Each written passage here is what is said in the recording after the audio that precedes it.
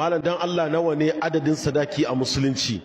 Ai a musulunci kika ce shi musulunci bai da adadin sadakin da ya kayyade ya ce ga abin da za a biya, kiyasi ne akai. Idan barawo ya sata ba za a datse mai hannu ba sai ya kai rubu'u dinar. Rubu'u dinar shine adadin abin da za a datse mai barawo hannu. Sai malamai suka yi kiyasi suka ce to ai farjin mace ma gabar ta ne, bai yiwa a taba wannan gabar sai an biya wancan rubu'u dinar din. Kaga kiyasi suka yi sanakin yi kiyasin datsa hannun barawo sun kiyasta shi da sadakin mace. To kuma ka'ida tana cewa babu kiyasi in akwai nassi.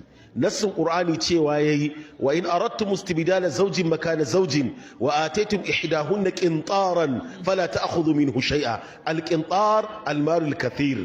Kuka ba mace qintar ma'ana dukiya mai yawa wajen dirhami 12, miliyoyin kuɗi ne ba 'yan kaɗan ba. Sannan kaga wannan zai ce watakan sadakin yana da yawa. Sai kuma matan nan da ta kawo kanta wurin manzo Allah sallallahu a cikin hadithin Abu Huraira ce ya Rasulullah ka aure ni.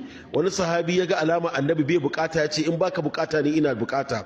Annabi ya ce je ka kawo sadaki ya daura maku aure. Ya je dibo ya ce babu. Annabi ya ce unzur walau khataman min hadidin, nemo koda zoban bakin karfe ne ka bata sadaki ya daura maku aure.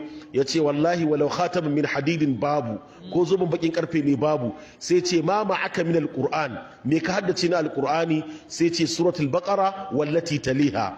yace ya haddace suratul baqara da mai bi mata. Sai ce idhhab zawwajtukaha makkaltukaha ankahtukaha bima ma'aka min alquran. Duka ruwayoyin guda uku akwai su. Je ka na baka ita, na mallaka ma ita, na auren ma da ita saboda abin da ke gare ka na alqur'ani. Kaga wannan sadakinta da na gani ina so, da kuɗin buɗe kai, da na kyankyasa kyaure, da na limamai, da na tsohuwa mai buɗe kai, da na tirgeza, duka cikin suratul baqara da ali imran ne.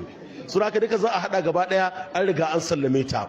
To wannan shine sadaki. Mace ita ke sai da kanta, tsadarta za a kalla a yanka mata sadaki.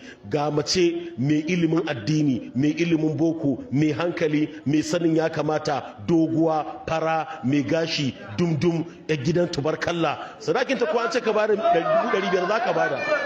Wata kuma ya duk usuru, mummuna, karma'u, ba karan hanci, kanta kamar to guntuwa dai wanda za ta iya sai da kanta. Wallahu ta'ala a'la wa a'lam. Wannan tambaya ta farko kenan.